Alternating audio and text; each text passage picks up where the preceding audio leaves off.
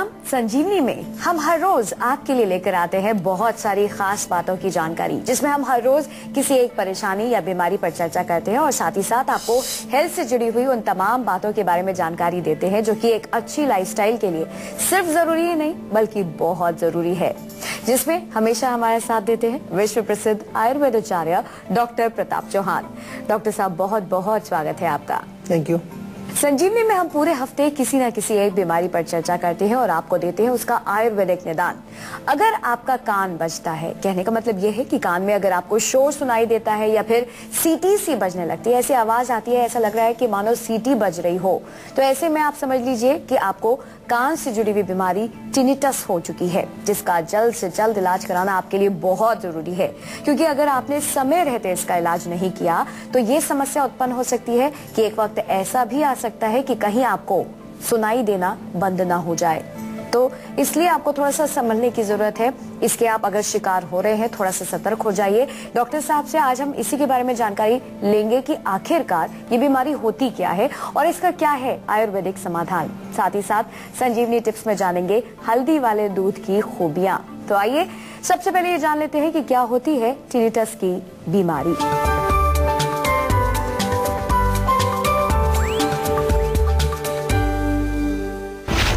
क्या आपके कान बजते हैं? क्या आपको कम सुनाई देता है? क्या कानों से निकलता है पानी? क्या कानों से आती है साए साए की आवाज? तो इसे मत कीजिए इग्नोर और अभी से हो जाइए अलर्ट, वरना आप हो सकते हैं टिनिटस के शिकार। चलिए सबसे पहले डॉक्टर साहब से यही जानते हैं, टिनिटस जिसे कि आम बोलचाल की भाषा में कानों का बजना भी कहा जाता है, ये बीमारी होती क्या है, कितनी गंभीर होती है, ये भी जानते हैं। डॉक्टर साहब, टिनिटस क्या है ये बीमारी? देखिए, जैसा आपने कहा कि किसी व्यक्ति के कान में अगर आवाजें आती हैं, साए साए की आवाज आती है, कुछ ऐसा लगता है उसको के अंदर कुछ जैसे कि कुछ सीटियां बज रही हैं, या कई बार बहुत तेज हवा चलती है तो उसमें जो आवाजें आती हैं उस तरह की, वो अगर उसमें आपके कान में ऐसा कोई लक्षण है तो इस रोग को टिनिटस कहा जाता है। और आम तौर पर ये रोग कॉमनली देखा जाता है, वृद्धावस्था में काफ़ी होता है, ओल्ड एज में। लेकिन ऐसा नहीं है कि कोई बहुत मतलब घातक रोग है, जानलेवा नहीं है, लेकिन इरिटेशन बहुत करता है, बहुत ज़्यादा आपको जो है चिड़चिड़ापन आपको हो जाता है, क्योंकि कॉन्टिन्यूसली जब आपके कान में अगर आवाज़ आती रहेगी किसी प्रकार से, आपको सुनने में प्रॉब्लम होगी, या आपको साउंड थोड़ा सा जो है डबल साउंड सुनाई देगा, या कुछ साउंड में कुछ और चीज़ मिक्स होकर के आ रही है, तो उससे काफ़ी इरिटेशन होता है, आदमी को कंसंट्रेशन करने में प्रॉब्लम हो जाती है, उसको थोड़ा कुछ पढ़ने में या सुनने में उसको दिक्कत होने लगती है, तो इरिटेशन तो बहुत होती है। लेकिन ऐसा नहीं है कि बहुत खतरनाक रोग है, कोई जानलेवा ऐसा रोग तो नहीं है, इसमें जान का कोई खतरा नहीं है। लेकिन इसका उपचार आयुर्वेद में जैसा हम अगर समझें, इसमें आयुर्वेद की दृष्टि से अगर हम समझें कि रोग क्या है, नाम तो आपको समझ आ गया और आपको समझ भी आ गया कि रोग क्या है ये, लेकिन उसका कारण क्या है, मूल कारण क्या है, क्यों वो आवाजें आ रही हैं अंदर, क्या अंदर ऐसा कान में हो गया है, किस चीज का प्रकोप हुआ है, कौन से दोष की वृद्धि हुई है, ये आपको थोड़ा सा विस्तार से हम समझाएंगे और बताएंगे।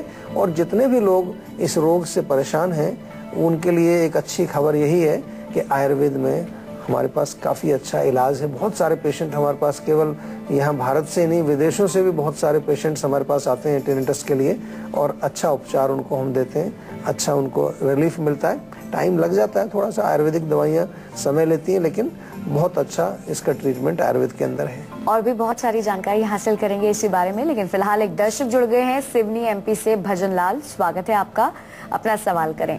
हाँ जी, नमस्कार डॉक्टर साहब। नमस्कार जी। डॉक्टर साहब, पहले तो अहो भाग्य हमारे, आज आपसे बात हो गई, बहुत समय से हम कोशिश कर रहे थे जी। अरे बहुत अच्छा लग रहा है डॉक्टर साहब। हमने बस आपको एक बधाई देना था, या हम ये कहें कि आपने हमारी जिंदगी संवार दी डॉक्टर साहब। अच्छा। हमारी 15 साल से सिर दर्द की तकलीफ थी जी जी, सिर्फ 3 से 4 महीने में ठीक हो गई डॉक्टर साहब, आपकी दवाई से। बहुत बहुत आपका शुक्रिया हो डॉक्टर साहब, बहुत बहुत धन्यवाद आपका। बहुत अच्छी बात है। देखिए, हम वही कह रहे हैं आपको कि आयुर्वेद में बड़ी अच्छी चीजें हैं, बहुत अच्छी चिकित्सा है। आज जैसे इस रोग के बारे में भी बात कर रहे हैं, तो आयुर्वेदिक जो चिकित्सा है उसमें मुख्य रूप से, चाहे रोग कितना ही पुराना हो, 10 साल 15 साल पुराना हो, अगर उसका कारण हमें समझ में आता है और उसको कारण को समझ करके सही उसकी दवाई अगर दे दी जाए, कई बार क्या होता है कि लोग आयुर्वेद को समझते हैं कि कोई दवाइयां हैं जो आप कहीं से जाकर के ले आए। हमने पहले भी कई बार आपको समझाया है कि आयुर्वेद की जो चिकित्सा है वो व्यक्तिगत चिकित्सा है, पर्सनलाइज्ड है। अगर सिर दर्द के और 6 मरीज आएंगे हमारे पास तो जरूरी नहीं है सभी को वो एक ही दवाई दी जाएगी। दर्द की दवाई नहीं है, कारण की दवाई दी जाती है। तो अच्छी बात है, आपका सिर दर्द ठीक हुआ है, बहुत खुशी की बात है।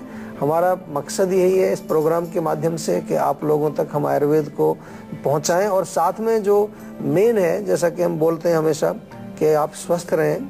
स्वस्थ कब रहेंगे आप? जब आयुर्वेद को अपनाएंगे और आयुर्वेद की चीज़ों को अपनाएंगे, आयुर्वेद के खान पान को, दिनचर्या को, ऋतुचर्या को, या ऐसी जो चीज़ें हम आपको बताते हैं, काफ़ी सारे जो नुस्खे हम आपको बताते हैं, उनका जब प्रयोग आप करने लगेंगे, अपने शरीर को आप समझने लगेंगे, अपने प्रकृति को समझने लगेंगे, तो उससे आपको काफ़ी लाभ मिलेगा। आज हम बात कर रहे हैं टिनिटस की। आइए डॉक्टर साहब से ये जानते हैं, जैसे कि डॉक्टर साहब ने हमें ये समझाया टिनिटस होती क्या है ये बीमारी। आइए जानते हैं ये होने की वजह क्या है, कौन कौन सी ऐसी वजह है जिस वजह से ये बीमारी हो जाती है। डॉक्टर साहब, क्यों हो जाते हैं हम इसके शिकार, क्या वजह है? देखिए, कान में हम अगर देखें तो कान में जब आवाज़ आती है, साए साए आवाज़ आती है, या कुछ वहाँ पर सीटियाँ सी बजती हैं, तो एक सिंपल सा लक्षण है कि कुछ ना कुछ अंदर ड्राइनेस है।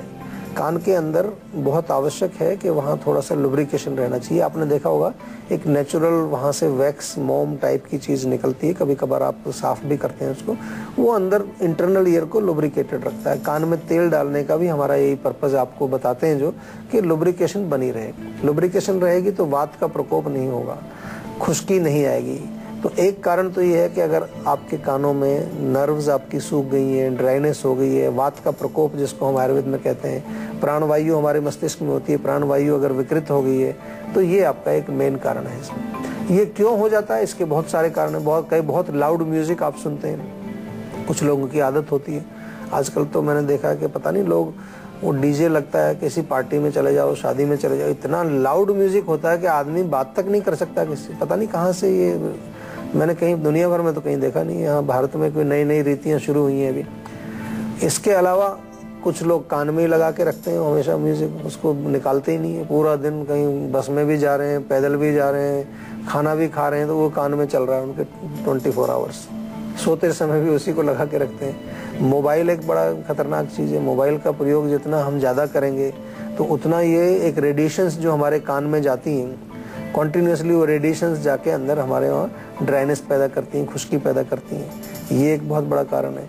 इसके अतिरिक्त कुछ औषधियों के दुष्प्रभाव होते हैं। कई बार आपने सुना होगा कि जैसे वो मलेरिया में क्लोरोक्विन या क्विनीन जो होती थी, अभी भी अगर डॉक्टर्स उसको दें, कुछ और औषधियाँ दवाइयाँ ऐसी हैं उनके कारण भी हमारे कान पर फर्क पड़ता है। ओल्ड एज एक इसमें बहुत बड़ा कारण है। ओल्ड एज में हमारे यहाँ वात का प्रकोप होता है, आयुर्वेद में लिखा हुआ है। इसके अतिरिक्त अगर प्रॉपर हम देख रेख नहीं करते हैं कान की, कान में रेगुलरली हम सफाई नहीं करते हैं, उसकी जो है ऑयलिंग प्रॉपरली नहीं करते हैं, वो एक कारण होता है। और एक कारण जो कि आजकल हर रोग में उसको आप जोड़ सकते हो, वो मानसिक तनाव है, मेंटल स्ट्रेस, बहुत ज़्यादा चिंता, बहुत ज़्यादा आप सोचते हैं, उसके कारण भी हमारी जो प्राणवायु है, जो हमारी मस्तिष्क के अंदर एक वायु जो है, जो हर प्रकार की एक्टिविटी, हमारी ब्रेन की एक्टिविटी को वो कंट्रोल करती है, हमारे जो नर्वस सिस्टम के फंक्शंस को वो कंट्रोल करती है, वो बिगड़ जाती है। क्योंकि जब हम विकृत सोचते हैं, नेगेटिव सोचते हैं, डिप्रेशन में जाते हैं, टेंशन करते हैं, तो वो बिगड़ जाती है। और बिगड़ने से क्या होगा, फिर वो कई प्रकार के रोग हमारे सिर के अंदर, कान के अंदर, या और भी जितने हमारे मस्तिष्क से रिलेटेड जो भी हमारे ऑर्गन्स हैं, उनमें वो रोग पैदा करते हैं। ये डॉक्टर साहब से ये जानते हैं कि इसके लक्षण क्या है, सिम्टम्स क्या हैं? लक्षण मुख्य इसमें ये है कि एक तो कान में आवाज आना, जैसे कहते हैं ना कान बज रहे हैं इसके, जी, तो बजने का मतलब है कि कुछ बजिंग साउंड उसमें आ रहा है।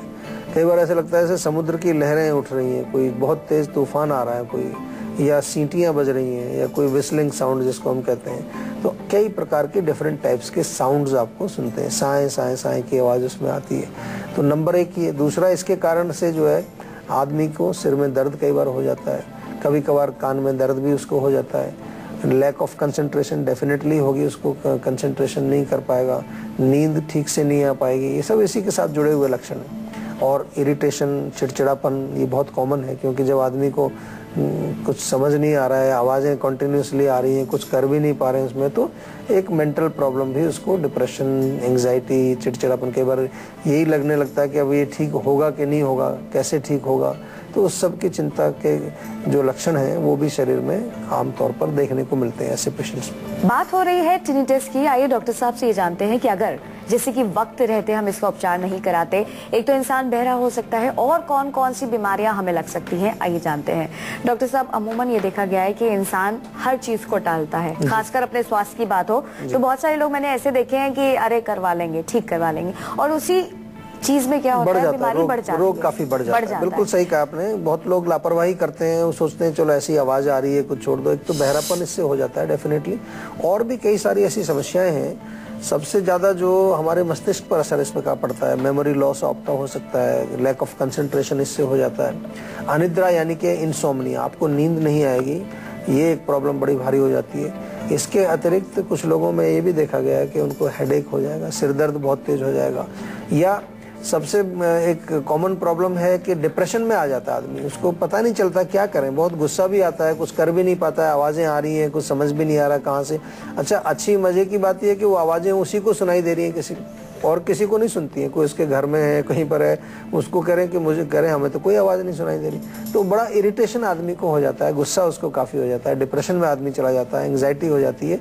कई बार तो ये भी होता है, लोग सोचते हैं कि बस जीवन हमारा नष्ट हो जाए तो बहुत अच्छा है, ये जिंदगी खराब है, अच्छी नहीं है। तो कॉम्प्लिकेशंस इस तरह के इसके होते हैं रोग के, इससे रिलेटेड, माइंड से रिलेटेड, हमारे मस्तिष्क से रिलेटेड। तो इसलिए समय रहते ही उसका उपचार करना जरूरी है। बहुत पुराना होने पर हमारे यहाँ भी कई बार लोग आते हैं कि जी 15 साल हो गए, 20 साल हो गए, तो फिर हमारे लिए बड़ी मुश्किल हो जाती है। आयुर्वेद में हम इसका इलाज जरूर करते हैं। जीवा में काफ़ी सारे पेशेंट्स हैं टिनिटस के, जैसा मैंने कहा, जिनका उपचार हम करते हैं। लेकिन फिर भी अगर समय पर आप आएँ तो ज़्यादा अच्छा रहता है, ज़्यादा ईजी रहता है। इसी के साथ बारी आ गई है आज की संजीवनी की। आइए डॉक्टर साहब से जानते हैं टिनिटस से छुटकारा पाने के लिए क्या है आज की संजीवनी। तो डॉक्टर साहब, क्या है आज की संजीवनी? देखिए, सिंपल सी चीज है कि कान में तेल लगाना, या उंगली डिप करके तेल लगाएं, या 1-2 बूंद कान उसमें तेल आपका चला जाए कान के अंदर, तो कोई उसमें कोई खराबी नहीं है, वो बहुत अच्छी चीज है। आपको लुब्रिकेशन, स्निग्धता कान के अंदर चाहिए। सरसों का तेल आप यूज कर सकते हैं, कॉमन घर में होता है सरसों का तेल, वो डाल लीजिए।